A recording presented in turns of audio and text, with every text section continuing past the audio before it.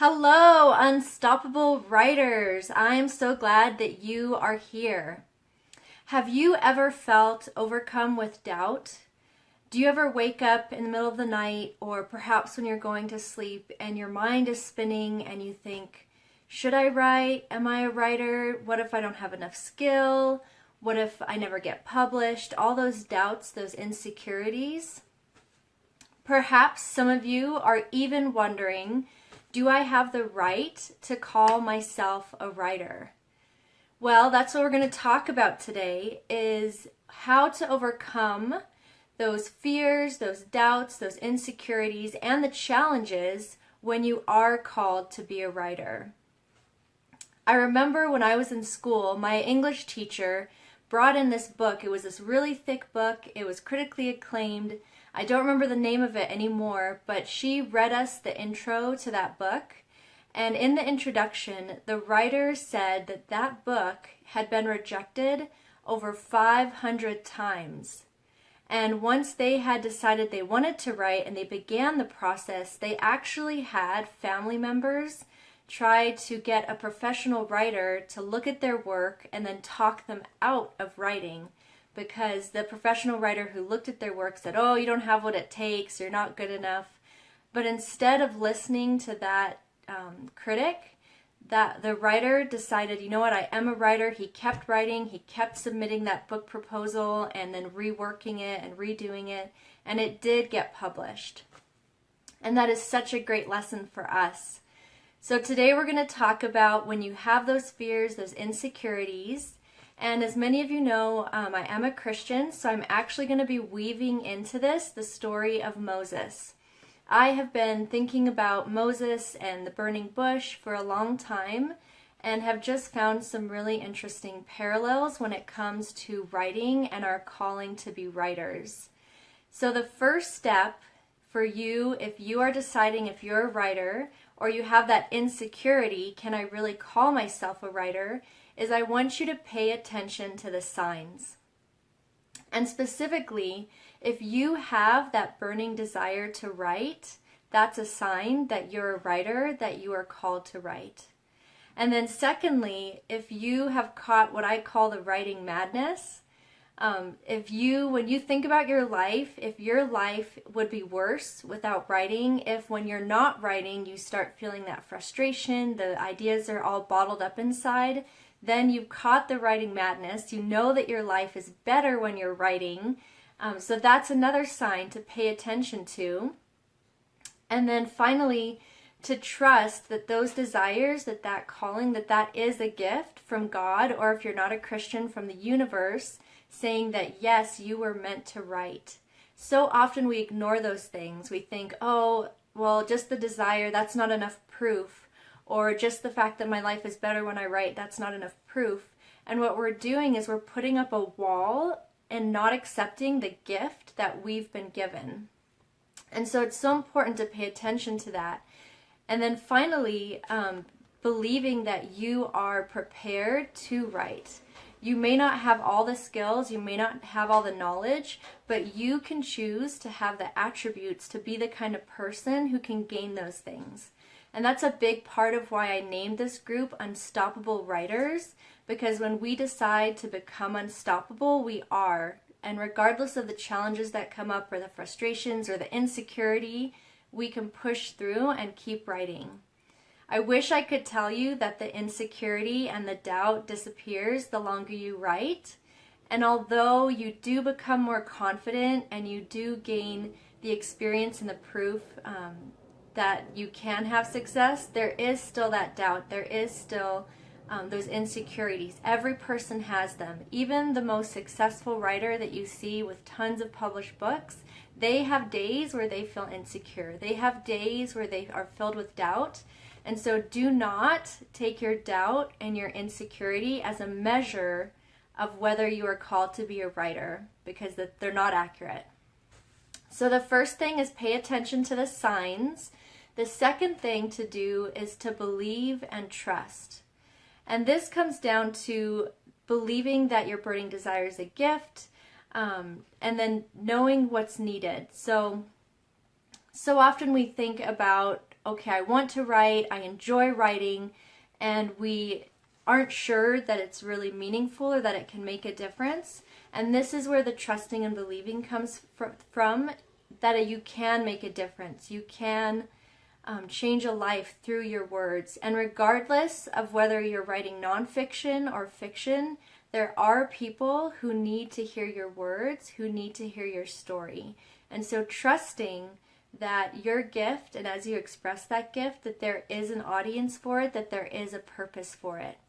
And what I love about the story of Moses is that God speaks to Moses in a burning bush. So he's standing in front of this burning bush, and God says, okay, you are going to lead my people out of Egypt.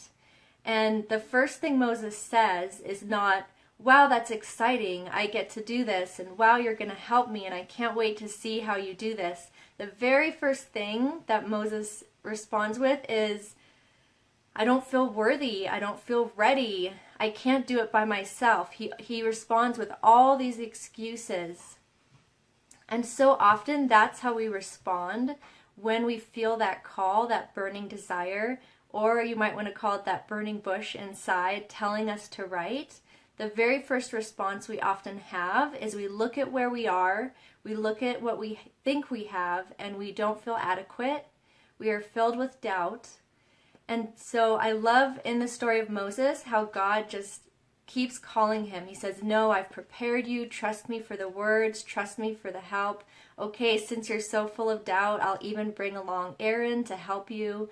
And we can have those very same encouragements in our journey of writing.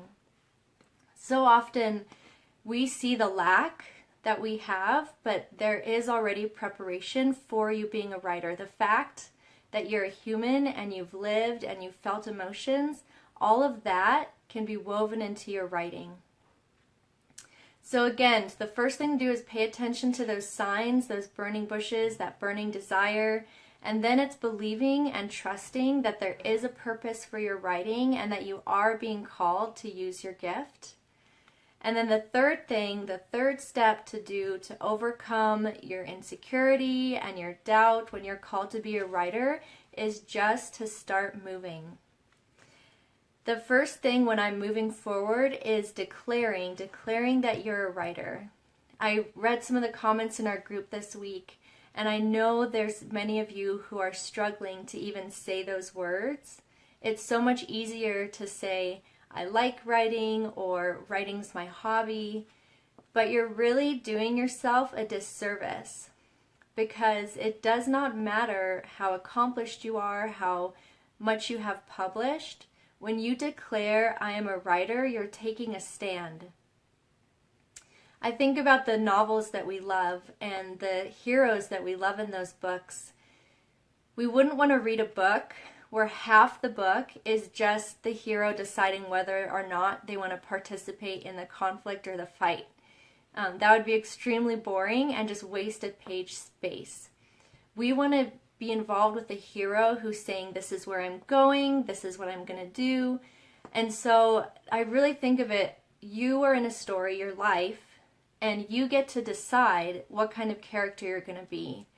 And I know for myself, I wasted years wrestling with that doubt, arguing with the doubt, and just letting it kind of rule my actions and rule my head. And there was such power when I finally decided, you know what? That doesn't matter. I am a writer. I'm going to declare this. And that allowed me to actually start the journey and just start moving. Because the longer we stay just kind of in those doubts and letting them rule our actions, we're never going to move forward. So first of all, declare that you're a writer, and then commit to the journey and the process. It's not going to necessarily be easy. It's not going to be a straight line from A to Z. There's a lot of learning, there's a lot of redoing, and that is totally normal, and it does not mean that you're not a writer or that you cannot become a great writer. So I want to encourage you, commit, declare that you're a writer, and then commit to the journey, whatever comes. And again, the name of this group, Unstoppable Writers. We're not saying famous writers, we're not saying billionaire writers. We're saying, you know what? This is about who we are, and we want to be unstoppable. We're not going to let the doubt, the insecurity determine our actions. We are going to choose to show up every day. We're going to choose to write the message that's on our heart, or the story that we see in our dreams. We're going to write that, and that's what makes us unstoppable, and that's what makes us writers, the fact that we write. So, okay, you saw the signs, you believe and you trust, you're moving forward, declaring, committing. And then the last thing is just to keep doing it one step at a time. And as you're doing it one step at a time, I want you to pulverate, to banish perfectionism. I know I really struggle with being a perfectionist, and even I had this idea for the Unstoppable Writers group over a year ago. And I kept sitting on it. I kept, thinking, wait, I have to learn a few more things. I have to figure out what I'm going to do, exactly my whole full step process. And that just stalled my movement and stalled my growth. And finally, what kind of kicked me in the pants to just start the group was seeing a friend of mine, Frank McKinley. He started this group called Tribe Builders, and he just jumped in. And he wasn't apologetic if he didn't have it figured out. He was very upfront, saying, I'm figuring this group out. This is new. Give me feedback. Tell me what's working, what's not working.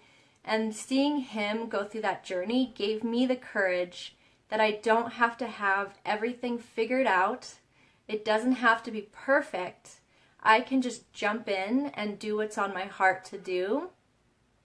And the crazy thing, when we actually start jumping in, when we start publishing, when we start our blog, we start posting our blogs, is that there is movement, and we learn so much more things that we would never learn, and we get clarity, more clarity than we could ever get if we did not just jump in. And so I really want to encourage you, just keep taking that next step, whether it's a blog post, whether it's getting ready for November novel writing month. Whatever your next step is, just do it and then keep moving forward. And I would love to hear from you. What is your next step? Maybe your next step is that you are finally going to say, I'm a writer. When you meet someone, instead of telling them your day job, you're actually going to declare, I'm a writer, even if you're not doing it full time, even if you haven't made a penny from your writing yet. I really want to encourage you to embrace what God has called you to do, that gift that has been given to you, and just to own it without apology, without having to prove anything. Because as you walk forward, all the evidence and proof will come. Okay, guys, I hope you have a great day, and I will talk to you soon. Bye.